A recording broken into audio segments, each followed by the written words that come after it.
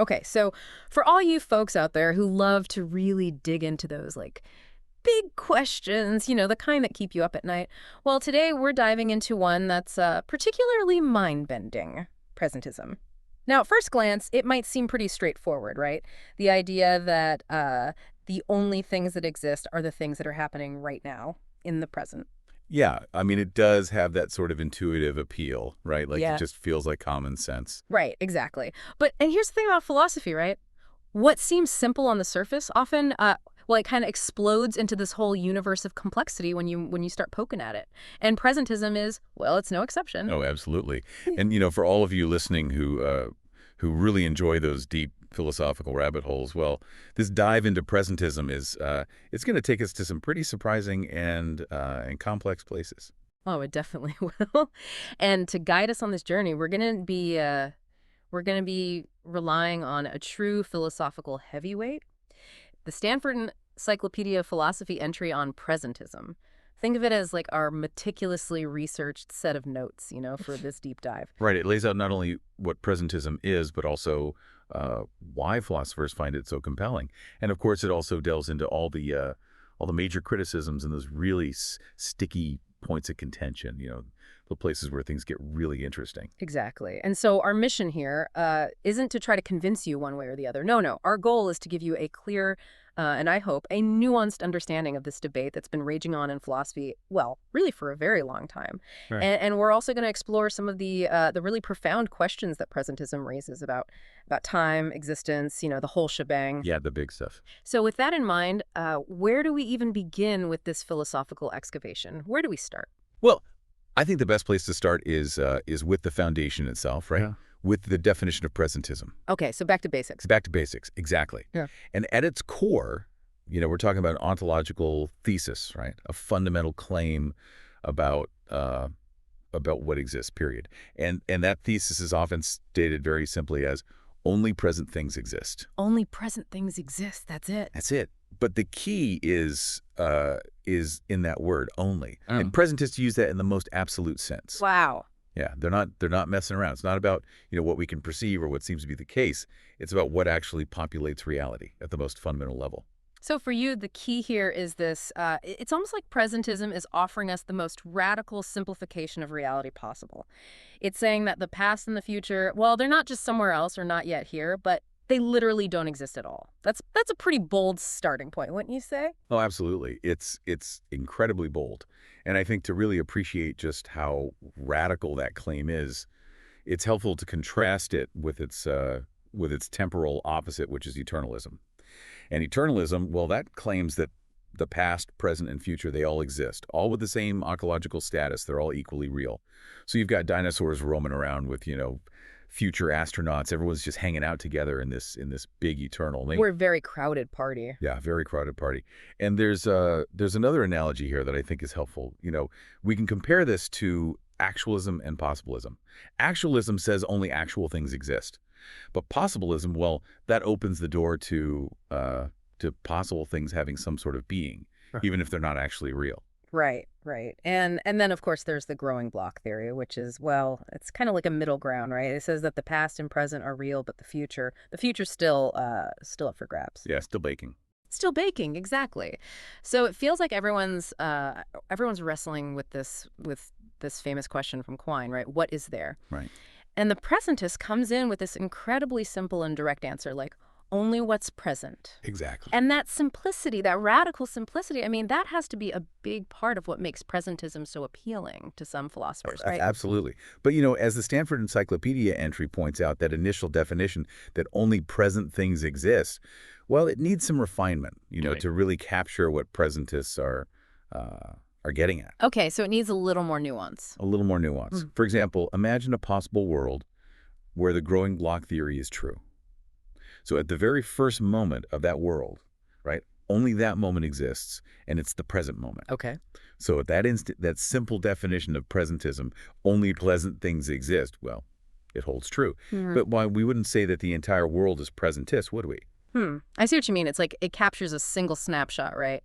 But not the ongoing, the enduring commitment of presentism throughout time. It's not the whole picture. Exactly. So To address this, presentists often prefer a definition that makes it clear that this is an always thing. Okay, always. Always. So we get something like, uh, always only present things exist. Right. So it's not just a temporary state of affairs. It's a constant. It's a fundamental feature of reality if it's true at all. Right. Now, there's also an even stronger version, right? The modal version, which says necessarily it is always the case that only present things exist. Right. Right. And this version, this really emphasizes that presentism isn't just contingently true. It's a necessity. Exactly. But while that modal version is out there, it's not really the focus of the main debate, right? Right. Yeah, you don't see philosophers getting too hung up on the specifics of the modal version versus the always version. I mean, that touches on some really big questions about the necessity of metaphysical truths, which is, well, that's a whole other can of worms. Right, right. So when you're reading about presentism, you'll often see that the simple definition, only present things exist.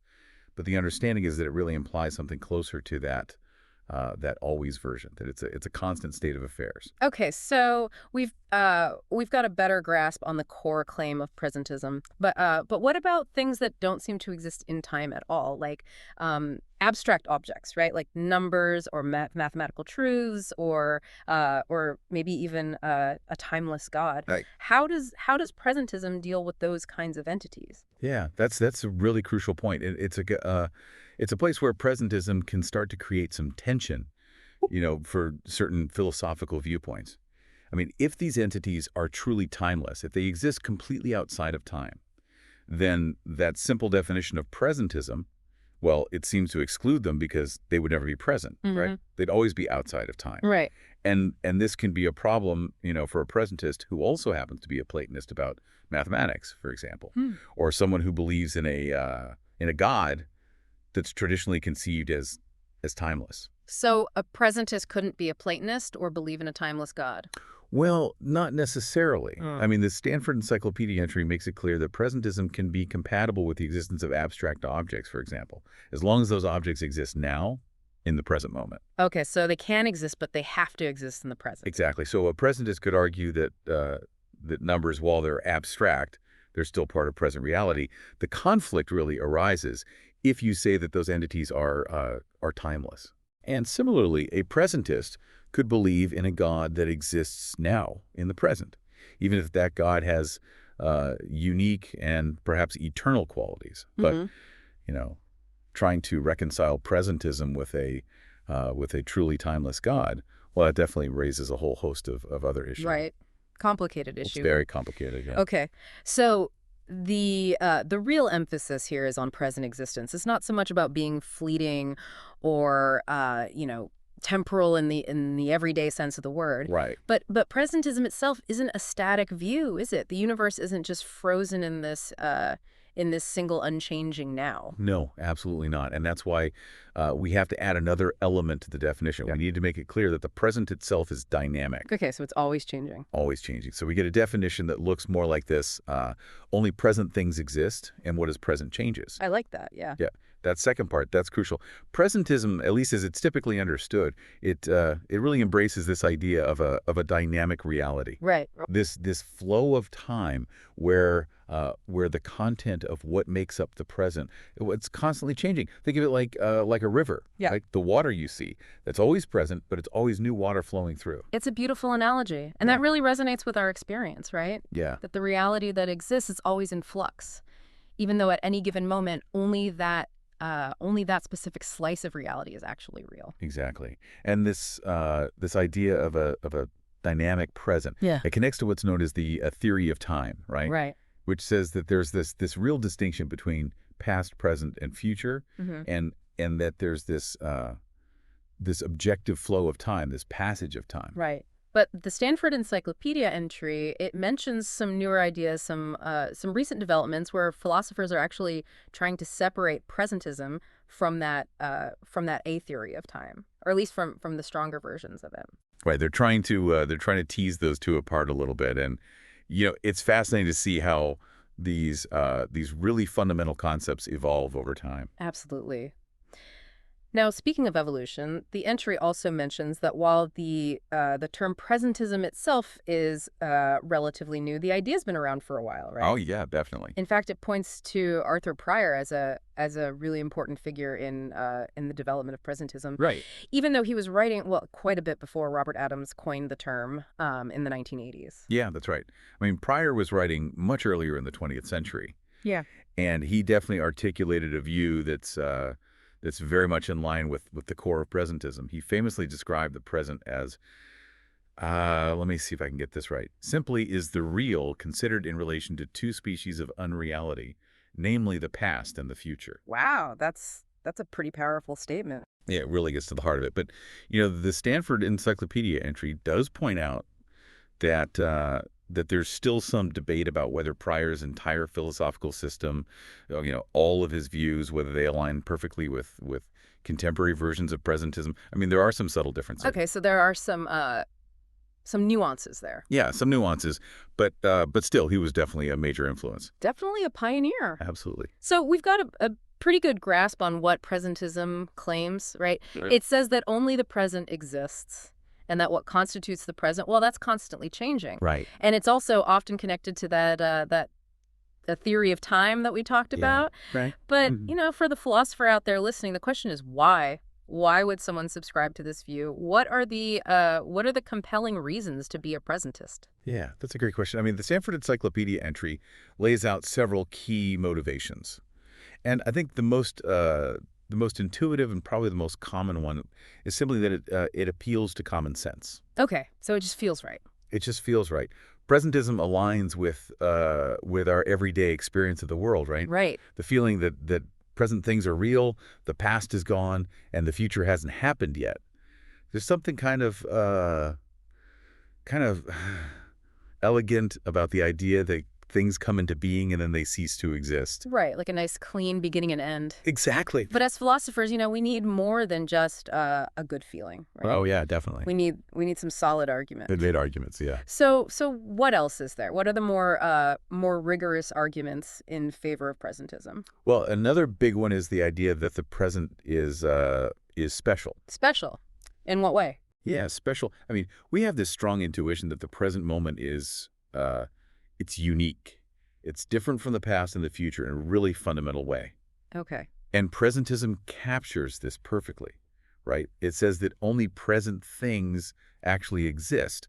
So they have this privileged ontological status. Of course, other views like the growing block theory, they also give the present a special status. Right. So this intuition alone doesn't necessarily make presentism the winner. Okay. So it's a good starting point, but it needs more support. It needs more support. What other arguments are there? Well, there's another interesting argument that's based on our experience, and it's often illustrated with this example of a headache. So the argument goes like this: if you have a headache, then there's this sensation of pain, right? Right. And that pain, well, that seems like it's essential to the headache itself. You can't have a headache without the pain. Right. It's kind of the whole point. Yeah, exactly. Now, if you believe in the existence of the past, which means you reject presentism, then you have to say that past headaches exist too. Okay. Yeah. But those past headaches, they don't involve any pain anymore, right? The pain is gone. Right. So the presentist asks this question: how can something that has to be painful, if it exists, how can it exist without being painful? It seems like a contradiction. And Arthur Pryor, he famously expressed this intuition when he said, thank goodness that's over, talking about past pains. Right. Like you're glad it's in the past and you don't have to deal with it anymore. Exactly. But this does raise an interesting point, right? If the past doesn't exist in the same way that the present does, then how do we account for the reality of those past experiences? I mean, how do we explain memory, for example? Yeah, that's a big question. I mean, it seems like the lived quality of an experience is tied to its presence, to it happening now. When we remember a past pain, well, that's just a memory, right? It's a representation. It's not the raw sensation itself. Yeah, it's not the same thing. Not the same thing. Okay. Now, this line of thinking also extends to our attitudes towards past and future pain, right? Yeah. I mean, we worry about future pain. We try to avoid it. Yeah. But we don't really fear past pain in the same way, right? But And the presentist would say that, well, that's because past pain doesn't exist. It's over and done with. Exactly. But future pain, well, that has the potential to become real, All right? right, right. So that's why we're concerned about it. And this connects to some broader psychological ideas like time biases. Mhm. For example, there's this tendency to prefer negative experiences to be in the past and positive experiences to be in the future. Mm. It's interesting how presentism tries to explain these really deep-seated feelings we have about time in Right. terms of a fundamental difference in their metaphysical status. Yeah, it's a very interesting way of looking at it. Yeah. Now, there's also the argument from parsimony, right? Right. This idea of not multiplying entities beyond necessity, or as it's often called, Occam's razor. Right. And presentism seems to offer a much more economical view of reality than something like eternalism, right? I mean, it's only got present things. Yeah, it's a much smaller ontology for sure. Fewer things to keep track of. Right. It seems simpler, right? More elegant. Yeah, I mean that's the initial appeal. But the Stanford Encyclopedia entry points out that in metaphysics, when philosophers talk about parsimony, they're usually talking about qualitative parsimony. Okay, so what's the difference? Yeah, so qualitative parsimony, that means positing fewer kinds of things. Right. Whereas quantitative parsimony, that's just about having fewer things, regardless of their type. Okay, so less about categories and more about just a pure head count. Exactly. And those quantitative parsimony arguments, they're not as common, and philosophers tend to be a little more skeptical of them. David Lewis, he famously questioned whether quantitative parsimony really carried much weight in these kinds of debates. Okay, so it's not just about how many things exist. It's more about what types of things exist, Yeah. the fundamental categories. Right, right. And when you look at it that way, presentism and eternalism, they generally agree on the basic kinds of things that exist. Objects, properties. Yeah, objects, properties, events, that kind of thing. Yeah. They just disagree about where those things are located in time. Oh, okay. So if presentism is going to rely on parsimony as a motivation, then it really needs to justify why that quantity of parsimony, why that's so important in this specific debate, Mm, especially since most of metaphysics really prioritizes that qualitative parsimony. right. And while there have been some attempts to do that, it's still a point of contention. Okay, so we've explored some of the reasons why someone might find presentism appealing, but we've also hinted at the fact that it faces some pretty big challenges. Oh yeah.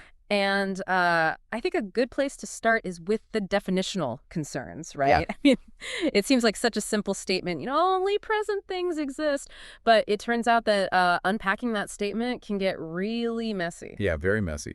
I mean, one of the first challenges you run into is this problem of ambiguity. That word exists, well, it can be interpreted in a few different ways. Okay, so let's break that down. All right, so one way to read it is only present things exist now. Okay, that seems pretty obvious, right? Almost like a tautology, like saying, only things that exist now exist now. It doesn't really seem to capture the depth of what presentism is trying to say about time. No, it's a truism. It doesn't have that bite that presentism is known for, and more importantly, it doesn't rule out the possibility of non-present things existing. Like Marie Curie, for example. Yeah. She doesn't exist now, but this interpretation doesn't say that she couldn't have existed in the past. Right. So it's not actually exclusive enough. It doesn't rule out the things that presentism wants to rule out. Exactly.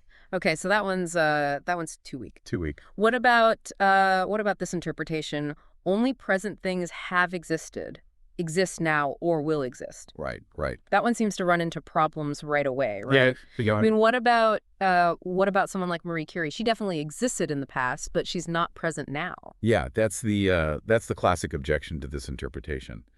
People point to all sorts of entities that have existed but no longer do. They say, look, this is just demonstrably false. But presentists, they've got a response to this. They might say that the domain of quantification is implicitly restricted. Domain of what? Sorry, I didn't quite catch that. Yeah, the domain of quantification. Okay. So when we say only present things have existed, they might say that we're only talking about things that exist within time.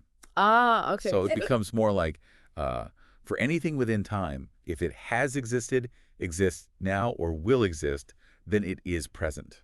Okay, so it's like they're trying to narrow the scope of what we're talking about, right? Right, exactly. But wouldn't someone like Ulrich Meyer, wouldn't he argue that Marie Curie clearly existed within time? Oh, absolutely. Yeah. He would definitely say that. He'd say that existing temporally just means exists now or will exist.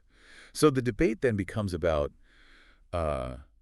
about how we define that temporal domain and whether someone like Marie Curie, whether she's properly included in it. Right. It's a very subtle but important distinction. It is, yeah. So far, presentism seems to be caught in this definitional bind. Yeah. It's either too weak to really capture what it wants to say, or it's too strong and it gets tripped up by these obvious counterexamples. Right. And that's not a great starting point for a philosophical theory. Right? No, not ideal.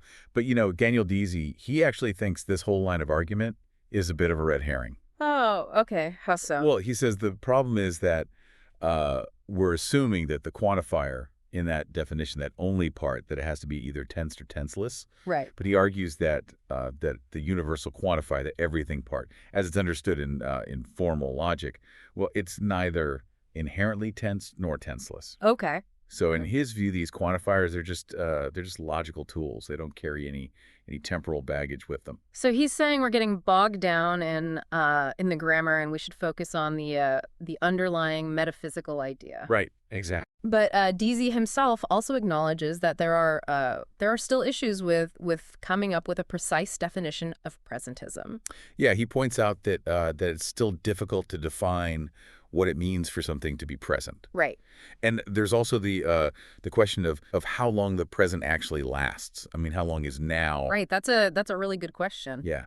And all of these definitional debates, they really highlight how complex it is Yeah. to try to articulate a precise and defensible version of presentism. Yeah. I mean, it seems pretty crucial, right? Oh, absolutely. If you can't even say clearly what your theory is, then it's almost impossible to defend it. Exactly. And, all of these issues have led to some alternative ways of characterizing presentism, like existence presentism, for example. Existence presentism. So instead of focusing on what exists, this view focuses on the nature of existence itself. Right, exactly. And it connects that to time. So philosophers like Dean Zimmerman and Trenton Merricks, they argue that the real difference between presentism and eternalism isn't just about, what they think exists. Right. It's about what it means to exist at a particular time. Okay.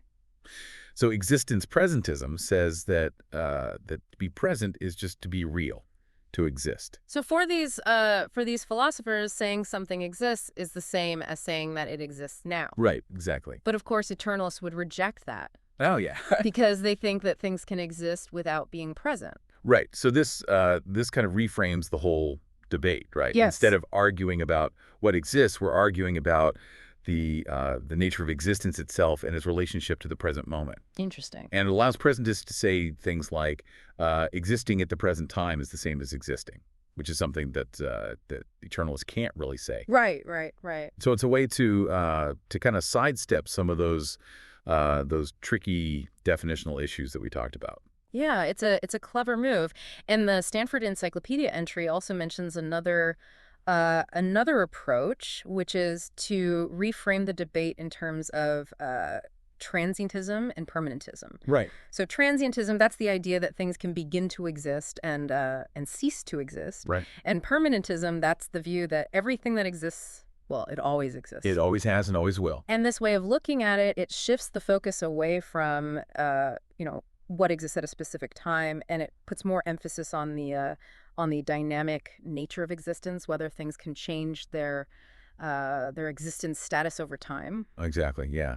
And some philosophers think that maybe this transientism permanentism debate is a more productive way to get at the core issues. Okay. So presentism, in this view, could be seen as the combination of transientism, the idea that things do come into and go out of existence, and a very basic, a very minimal A theory, which just means that there's an objective present moment. Right. So it's grounding presentism in that in that dynamic nature of existence and in the objective now, rather than just on what happens to exist at any given moment. Okay, so even the very definition of presentism, it's a live issue. It's something that philosophers are still debating. Oh, definitely. It's a very active area of research. And it really shows how even a seemingly simple idea can lead to so much complexity when you start digging into it. Absolutely. Okay, so now that we've wrestled with the definition of presentism, let's move on to some of the major objections that it faces. Right. And one of the big ones, and this is a really tricky one, is the argument from relations. Right. And for a view that says the past and the future don't exist, well, this seems like